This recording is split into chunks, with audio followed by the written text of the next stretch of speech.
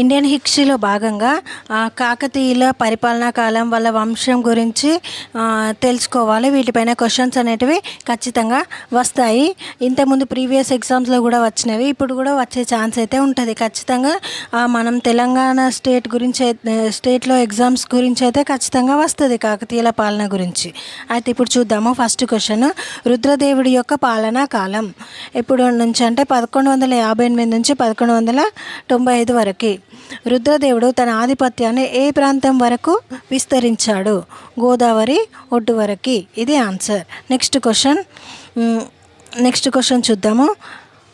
తెలుగు చోడ మూలానికి చెందినటువంటి 4 రాజులను ఓడించిన కాకతీయ రాజు ఎవరు? ఆన్సర్ రుద్రదేవుడు. నెక్స్ట్ క్వశ్చన్, సంస్కృత భాషలో నీతిసారం అనే గ్రంథం రాసిన కాకతీయ రాజు ఎవరు? రుద్రదేవుడు. ఇక్కడ చూడాలి, ఇది నీతిసారం, ఇది గుర్తుపెట్టుకుంటే చాలు. నెక్స్ట్ క్వశ్చన్, రుద్రదేవుడు తన పాలన చివరి కాలంలో ఎవరితో యుద్ధం చేసి మరణించాడు? ఆన్సర్ దేవగిరి యాదవులతో.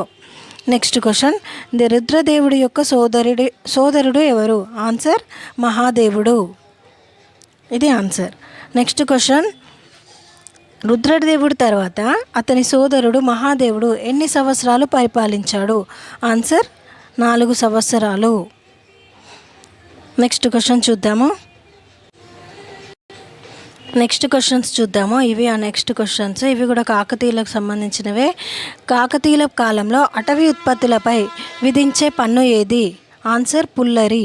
నెక్స్ట్ క్వశ్చన్, కాకతీయుల కాలంలో గొర్రెల మందపై విధించే పన్ను ఏది? అడ్డపట్టు. నెక్స్ట్ క్వశ్చన్, కాకతీయుల కాలంలో పన్ను వసూలు చేసే అధికారులను ఏమంటారు? సుంకందారులు అంటారు.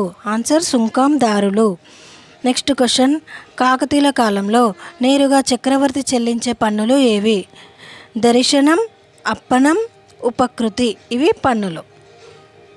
నెక్స్ట్ క్వశ్చన్, విదేశీ వాణిజ్యాన్ని అభివృద్ధి చేసే ఉద్దేశంతో కాకతీయులు అభివృద్ధి చేసిన నౌకాశ్రయం మోటుపల్లి నౌకాశ్రయం. ఇది వెరీ ఇంపార్టెంట్. ఇది ఇప్పటి వరకు కూడా చాలా ప్రీవియస్ ఇయర్లో కూడా ఈ క్వశ్చన్ అనేది వచ్చింది.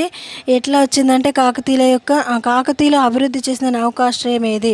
అదేంటిది? మోటుపల్లి నౌకాశ్రయం అని వచ్చింది. ఇది గుర్తుపెట్టుకోవాలి, ఇది ఖచ్చితంగా ఇన్ని బిట్స్లలో ఇది ఇంపార్టెంట్. నెక్స్ట్ క్వశ్చన్, కాకతీయుల కాలంలో భూదానాలు చేసిన రాజకుటుంబ మహిళలు ఎవరు? ముప్పాంబ, మైలాంబ. నెక్స్ట్ క్వశ్చన్, కాకతీయుల కాలంలో బాగా అభివృద్ధి చెందిన మతం ఏది? శైవ మతం. వీళ్ళు ఎక్కువ శివుడిని ఆరాధించేవారు. ఎక్కడ చూసినా శివుని గోపురాలు, గుడులు అనేటివి చాలా నిర్మించారు. వీళ్ళు ఎక్కువగా శైవ మతాన్ని అభివృద్ధి చేశారు. Thank you everyone for watching this video and subscribe my YouTube channel.